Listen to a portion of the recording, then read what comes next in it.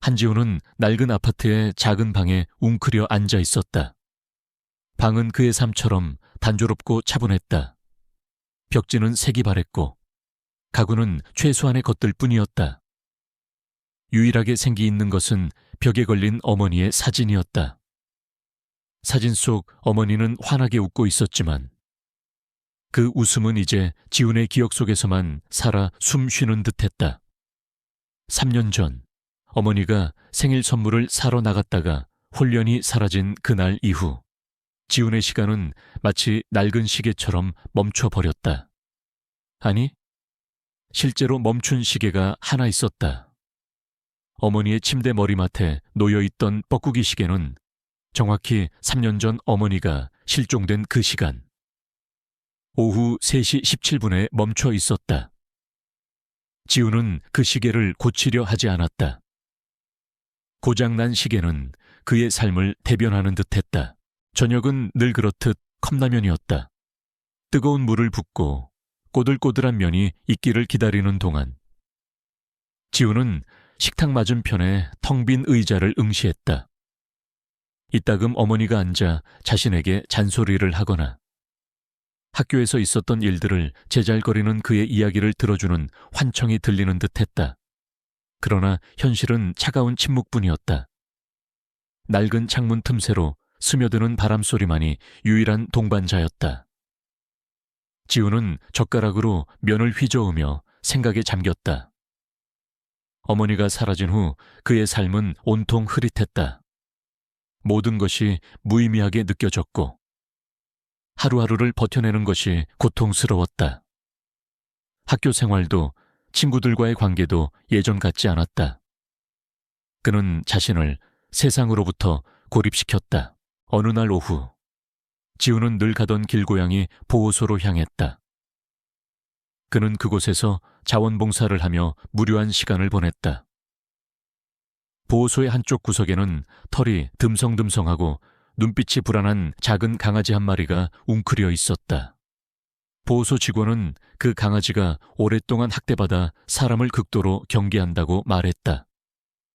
지훈은 강아지 옆에 조용히 앉아 아무 말 없이 손을 내밀었다. 강아지는 처음에는 으르렁거렸지만 지훈의 온기 어린 손길에 천천히 경계를 풀었다. 지훈은 자신의 컵라면을 강아지 앞에 놓아주었다. 배고픈 강아지는 허겁지겁 라면을 먹었고 지훈은 말없이 그 모습을 지켜보았다. 그의 눈에는 슬픔과 연민이 교차했다. 그는 강아지의 등을 부드럽게 쓰다듬었다. 강아지는 처음으로 지훈의 손에 머리를 비비며 작은 소리로 낑낑거렸다.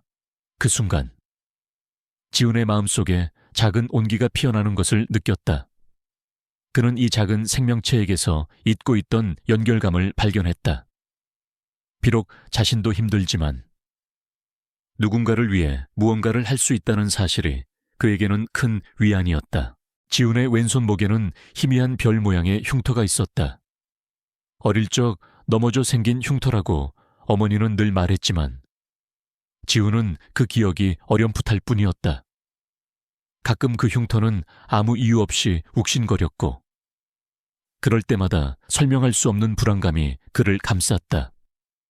그는 그 흉터를 왠지 모르게 불길하게 여겼다. 어느 날 그는 어머니의 낡은 서랍 속에서 오래된 일기장을 발견했다. 일기장에는 어머니의 평범한 일상이 담겨 있었지만 마지막 몇 장에는 알 수 없는 기호와 그림들이 빼곡히 채워져 있었다. 그 중에는 그의 목에 있는 별 모양 흉터와 똑같이 생긴 문양이 반복적으로 그려져 있었다. 어머니는 그 문양 옆에 비밀의 장이라는 한글 문구를 작게 적어 놓았다. 지훈은 그 의미를 알 수 없었지만 왠지 모를 강렬한 호기심과 함께 불길한 예감이 스쳐 지나갔다. 일기장 구석에는 낡은 신문 스크랩 조각이 끼워져 있었다. 내용은 30년 전 폐쇄된 한 연구소에서 발생한 의문의 화재 사고에 대한 것이었다. 지훈은 대수롭지 않게 넘겼지만 그 기사 옆에 그려진 작고 이상한 장치 그림이 눈에 띄었다. 그것은 마치 일기장에 그려진 미스터리한 문양과 유사한 형태를 띠고 있었다. 이 모든 것들이 그의 마음속에 조용하고도 끈질긴 의문을 심어 놓았다. 마치 어두운 심연 속에 던져진 작은 돌멩이처럼 그의 평온한 일상에 잔잔한 파문을 일으키는 씨앗들이었다.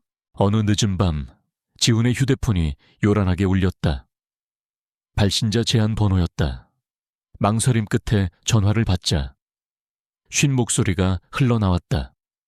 엄마 차, 찾고 싶지 않아. 낡은 삼나무 숲, 오래된 쉼터 근처. 목소리는 짧고 단호했다. 지훈의 심장이 쿵 떨어졌다. 그는 곧바로 삼나무 숲으로 향했다.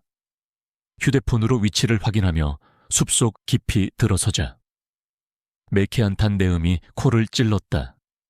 불빛 하나 없는 어둠 속에서 숲 한가운데 흉물스럽게 서 있는 검게 그을린 자네가 그의 눈에 들어왔다. 심장이 멎는 듯했다. 그것은 분명 차량의 자네였다. 그는 조심스럽게 다가갔다. 형태를 알아보기 힘들 정도로 심하게 불에 탔지만 운전석 문고리에 매달려 있는 작은 물체가 그의 시선을 사로잡았다. 색이 바래고 가장자리가 살짝 그을렸지만 누가 봐도 지훈이 어머니 생신 선물로 직접 만들어드린 해바라기 모양의 열쇠고리였다.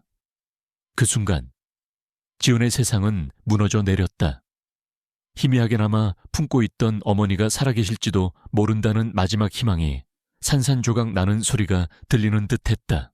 충격과 공포, 그리고 형언할 수 없는 슬픔이 그의 몸을 휘감았다. 그는 무릎을 꿇고 주저앉았다. 주먹으로 땅을 내리쳤다. 엄마. 그의 절규가 고요한 숲을 갈랐다.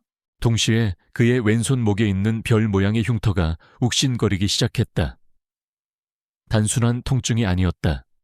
마치 뜨거운 불꽃이 타오르듯 흉터가 붉게 빛나기 시작했다. 그리고 알 수 없는 영상들이 그의 머릿속을 스쳐 지나갔다. 불길, 비명소리, 누군가의 흐느낌, 혼란스러움 속에서 그는 911에 전화를 걸었다. 손이 덜덜 떨렸지만 이상하게도 그의 내면에서는 끓어오르는 분노와 함께 무언가 강력한 것이 깨어나는 듯한 느낌을 받았다. 이 모든 것에 대한 진실을 파헤치고 싶다는 걷잡을 수 없는 갈증이었다. 경찰이 도착하고 현장 조사가 시작되었다. 지훈은 자신이 발견한 열쇠고리를 보여주며 어머니의 차임을 주장했지만 경찰은 대수롭지 않게 여겼다. 3년 전 실종된 사건과 연관 짓기에는 증거가 너무 부족합니다. 단순한 교통사고나 방화로 인한 사고일 가능성이 더 높아요. 형사의 말은 너무나도 냉정하고 형식적이었다. 지훈은 반발했지만 그들의 눈에는 그저 충격에 빠진 아들의 억지 주장으로만 보였다. 그는 절망했다. 경찰은 사건을 종결하려 했고 그에게는 그럴 수 없다는 강렬한 저항감이 들었다. 그날 밤 이후 지훈은 누군가에게 감시당하는 듯한 섬뜩한 기분을 떨칠 수 없었다.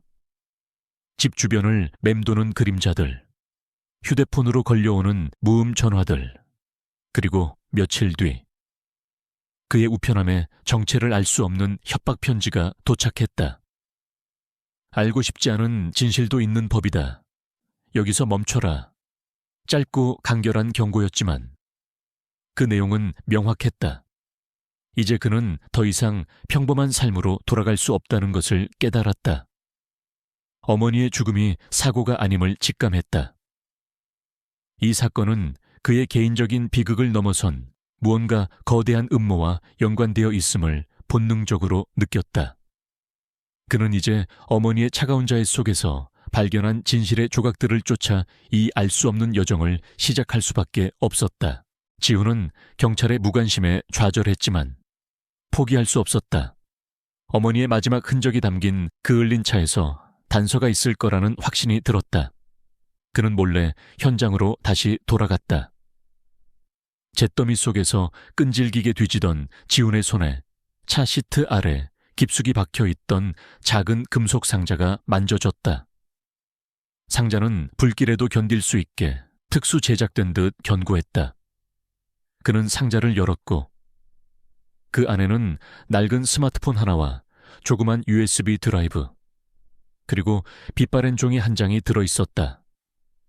종이에는 어머니의 필체로 내가 사라지거든. 이걸 열어봐. 모든 진실은 여기에 있어. 그리고 너의 비밀도 라고 쓰여 있었다. 지우는 스마트폰을 켜보려 했지만 배터리가 완전히 방전되어 있었다. 집으로 돌아와 충전기에 꽂자 낡은 스마트폰 화면에 불이 들어왔다. 잠금 해제를 시도했지만 비밀번호가 걸려 있었다. 문득 어머니의 일기장에서 보았던 알 수 없는 문양이 떠올랐다. 그는 반신반의하며 그 문양을 화면에 그려보았다. 놀랍게도 화면이 잠금 해제되면서 굉음과 함께 폰이 진동하기 시작했다. 그리고 동시에 그의 왼손목에 있는 별 모양 흉터가 강렬하게 붉은 빛을 뿜어내며 욱신거렸다. 마치 스마트폰의 에너지와 그의 몸이 연결된 듯한 느낌이었다. 그는 화면에 나타난 재생 버튼을 눌렀다. 스마트폰에서는 어머니의 목소리가 흘러나왔다. 지훈아, 엄마는 네가 이 음성을 듣고 있다면 이미 많이 늦었을 거야. 미안하다. 하지만 넌 알아야 해. 우리 가족은 평범하지 않아. 그리고 너는 특별한 아이야. 네 목의 흉터는 그 증거야. 이 모든 일은 그들과 관련이 있어. 그들은 내가 연구하던 것을 쫓고 있어. 옛 연구소의 비밀, 그곳에 진실이 있어. 어머니의 목소리는 희미했지만 단호했다.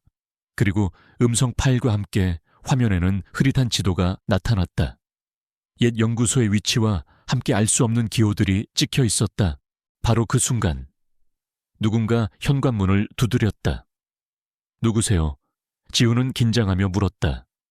문 밖에는 백발의 노신사가 서 있었다. 그는 자신을 김민준이라고 소개하며 오래전 지훈의 어머니와 아버지를 알던 사람이라고 했다. 민준은 지훈의 어머니가 실종된 후에도 계속해서 그녀의 행방을 쫓고 있었다고 말했다. 그는 지훈의 손에 들린 어머니의 스마트폰과 빛나는 흉터를 보고 눈빛이 흔들렸다. 역시 자네에게도 그 힘이 있었군. 민준은 침착하게 말했다.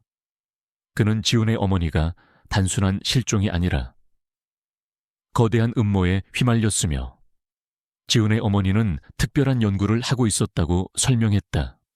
그리고 지훈 또한 어머니와 같은 특별한 능력을 가지고 태어났다는 것을 암시했다. 그들이 대화를 나누고 있을 때 아파트 복도 끝 어둠 속에서 한 남자가 그들을 지켜보고 있었다. 이준호는 조직의 하수인이었다.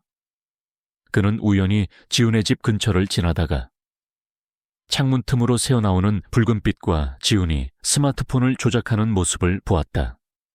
특히 지훈의 목에 있는 흉터가 빛나는 것을 똑똑히 목격했다. 준호는 섬뜩한 미소를 지으며 무정의를 들었다. 목표물 확인, 코드명 별의 아이. 예상보다 더 큰 잠재력을 가지고 있습니다. 상부 보고 완료. 즉시 확보 명령 대기. 그는 지훈의 존재가 예상치 못한 변수가 될 것임을 직감했다. 조직은 오랫동안 지훈의 어머니가 연구하던 비밀의 창을 쫓고 있었고 이제 그 열쇠가 아들인 지훈에게 있음을 알게 된 것이다. 지훈은 아직 자신이 거대한 체스의 말판 위에 놓여 있다는 사실을 깨닫지 못했지만 이미 운명의 수레바퀴는 굴러가기 시작했다. 김민준 탐정은 지훈에게 어머니의 연구와 관련된 중요한 단서가 숨겨져 있을 만한 장소로 폐쇄된 지 오래된 제나 연구소를 지목했다. 그곳은 한때 최첨단 기술을 연구하던 곳이었지만 의문의 화재 사고 이후 버려진 채 스산한 분위기만 감돌았다. 민준은 그곳이 지훈의 어머니가 가장 심혈을 기울였던 프로젝트와 관련이 깊다고 설명했다. 그곳은 단순한 연구소가 아니었어. 지훈아, 내 어머니는 그곳에서 기억 에너지라는 걸 연구하셨지. 모든 진실이 그곳에 있을 거야. 제나 연구소는 도시 외곽의 숲 깊숙한 곳에 자리 잡고 있었다. 오래된 담쟁이 덩굴이 뒤덮인 낡은 철문은 마치 잊혀진 시간의 입구 같았다. 민주는 다리가 불편했기에 입구에서 기다리기로 하고 지우는 홀로 안으로 들어섰다. 텅 비어있는 복도는 싸늘한 공기로 가득했고 발소리만이 고요를 갈랐다. 녹슨 장비들이 뒹굴고 깨진 유리창 사이로 스산한 바람이 휘몰아쳤다. 지우는 어머니의 스마트폰에 나타난 지도를 따라 지하로 향했다. 계단을 내려갈수록 어둠은 더욱 짙어졌고 그의 목에 있는 별 모양 흉터는 점점 더 강하게 욱신거렸다. 마치 그곳에 다다를수록 미지의 힘이 그를 끌어당기는 듯했다. 지하 깊숙한 곳에 다다르자 거대한 철문이 앞을 가로막았다. 자물쇠는 없었지만 문에는 복잡한 디지털 잠금 장치가 설치되어 있었다. 지우는 어머니의 스마트폰을 꺼내 들었다. 스마트폰의 화면에는 지문의 형태를 띠는 여러 개의 문양이 나타났다.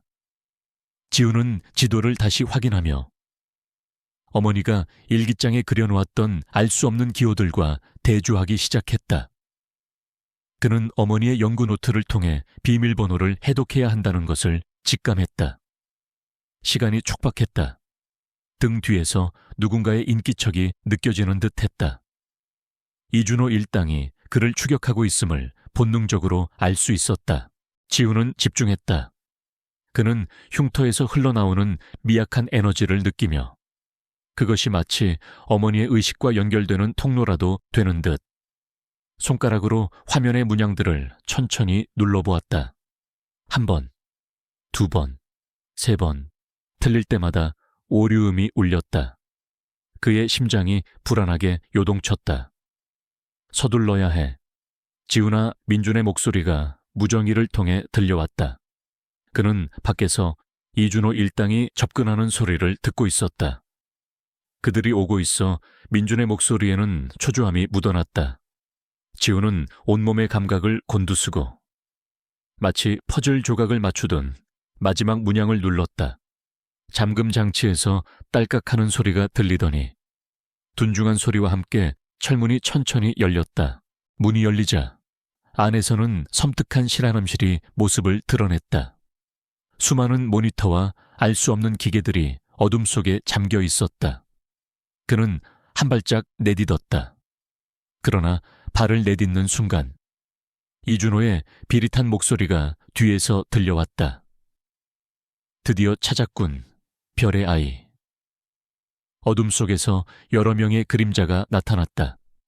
그들은 무기를 들고 있었고 지훈은 완전히 포위되었다.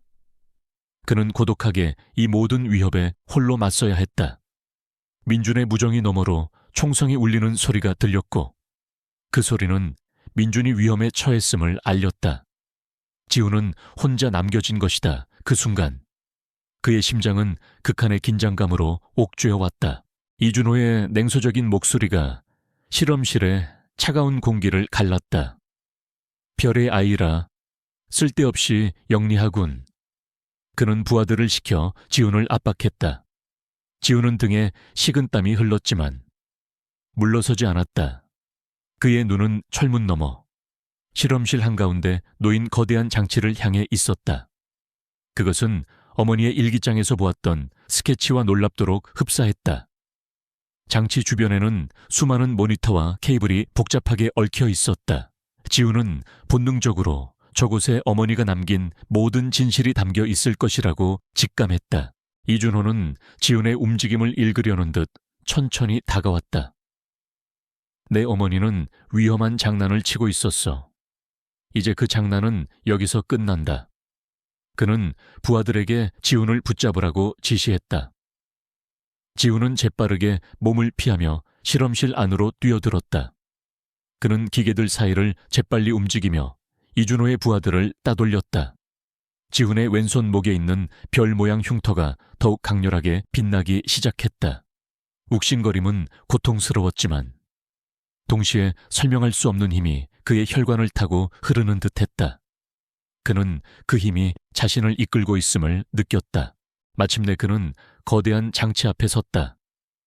중앙 콘솔은 복잡한 키패드와 함께 흐릿한 홀로그램 스크린을 띄우고 있었다. 어머니의 스마트폰에 연결된 USB 드라이브를 키패드에 꽂자 홀로그램 스크린이 선명해지며 알 수 없는 수식과 이미지들이 빠르게 지나갔다. 이것은 어머니가 연구하던 기억 에너지와 관련된 데이터였다. 그는 어머니의 일기장에서 보았던 기호들과 스마트폰의 지도를 떠올리며 마치 오랜 시간 연습이라도 한 듯 능숙하게 키패드를 조작하기 시작했다. 그의 손놀림은 점점 더 빨라졌고 흉터에서 뿜어져 나오는 빛은 장치와 공명하는 듯했다. 저 녀석을 막아 이준호의 고함 소리가 들렸다. 부하들이 총을 겨누며 달려들었다. 지우는 마지막 데이터 전송 버튼을 누르려 했다. 그때였다. 탕 총성이 울리고 총알이 그의 팔을 스쳐 지나갔다. 고통에 지훈의 손이 멈칫했다. 데이터 전송 반은 99%에서 멈춰 있었다. 이준호는 비웃으며 다가왔다. 어리석은 녀석, 내 어머니처럼 끝까지 발버둥 치는군. 그는 콘솔의 전원을 꺼버리려 했다. 바로 그때 지훈의 눈빛이 변했다. 그의 흉터가 마치 작은 태양처럼 폭발적으로 빛을 뿜어냈다. 온몸에서 강렬한 에너지가 솟구쳐 올랐다. 그는 손을 뻗어 이준호가 전원을 끄는 것을 막았다. 보이지 않는 에너지장이 형성되어 이준호를 튕겨냈다. 이준호는 바닥에 나뒹굴었고 그의 부하들은 경악하며 뒷걸음질 쳤다.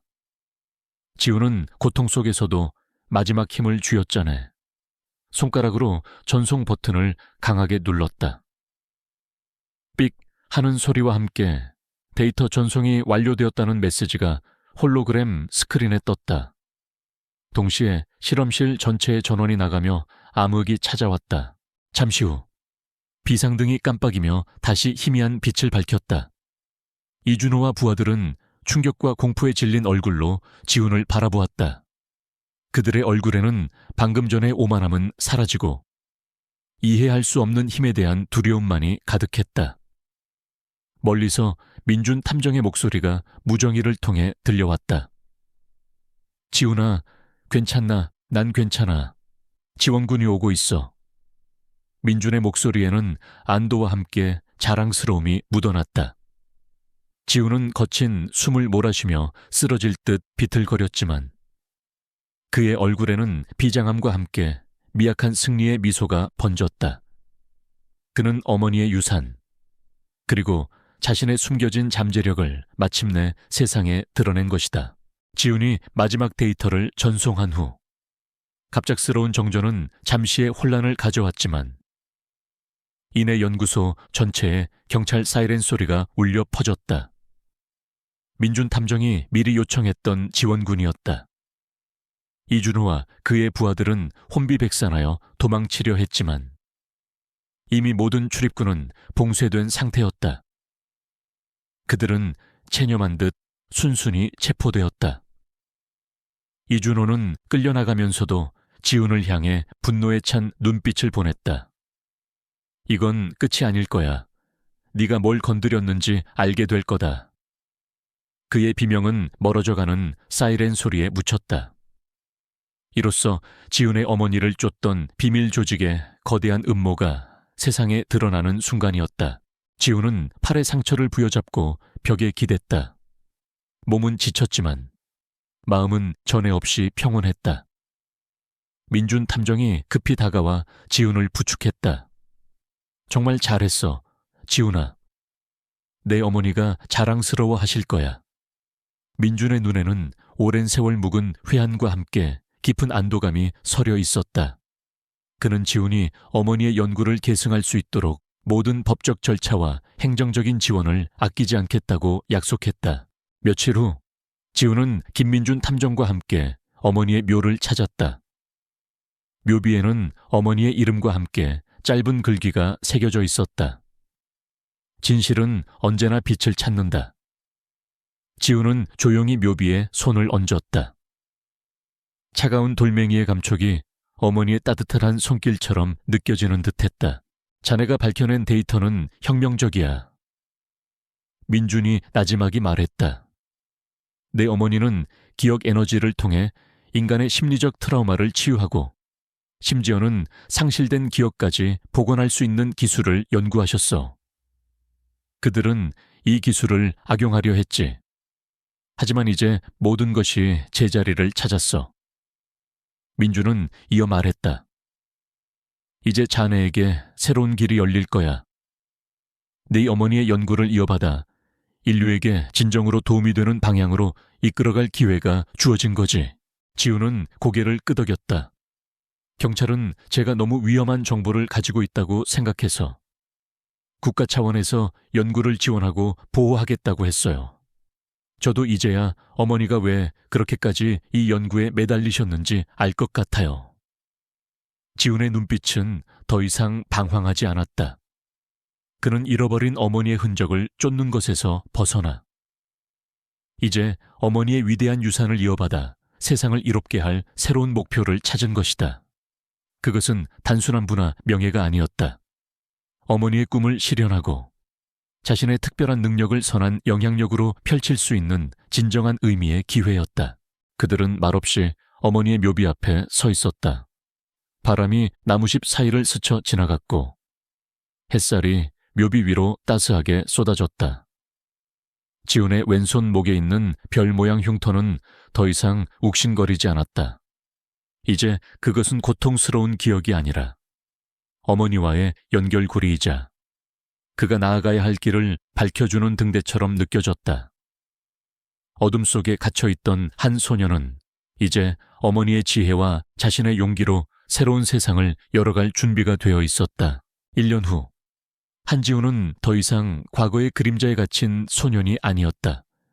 그는 이제 새로운 기억연구소의 젊은 소장으로서 어머니의 유산을 현실로 만들어가고 있었다. 연구소는 최첨단 시설을 갖추고 있었으며 그의 어머니가 개발한 기억 에너지 기술을 통해 심리적 상처를 치유하고 잃어버린 기억을 복원하는 데 주력하고 있었다. 지훈의 왼손 목에 있는 별 모양 흉터는 이제 그의 정체성의 일부가 되었다. 그것은 더 이상 고통의 상징이 아닌 희망의 빛이자 어머니와의 영원한 연결고리였다. 오늘 연구소 개소식이 열리는 날이었다. 수많은 기자들과 학자들이 모여들었다. 지훈은 연단에 서서 떨리는 목소리로 연설을 시작했다. 이곳은 단순히 새로운 기술을 연구하는 곳이 아닙니다. 이곳은 상처받은 영혼들이 치유받고 잊혀진 기억들이 다시 빛을 볼 수 있는 희망의 공간이 될 것입니다. 제 어머니의 꿈을 이어받아 저는 이 기술이 모든 인류에게 긍정적인 영향을 미치도록 최선을 다할 것입니다. 그의 연설은 진심을 담고 있었고 청중들은 그의 이야기에 깊이 공감했다. 그 중에는 김민준 탐정도 있었다. 그는 객석 맨 앞줄에 앉아 흐뭇한 미소를 지으며 지훈을 바라보았다. 그의 눈에는 대견함과 함께 깊은 만족감이 서려 있었다. 연설이 끝난 후 지훈은 연구소의 가장 중요한 프로젝트 중 하나를 시연했다. 한 중년 여성이 무대 위로 올라왔다.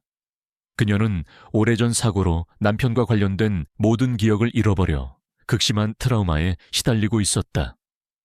지훈은 그녀의 이마에 기억 에너지를 전달하는 특수 장치를 부드럽게 댔다. 그의 흉터가 은은하게 빛을 발했고 장치에서 푸른빛이 퍼져나갔다.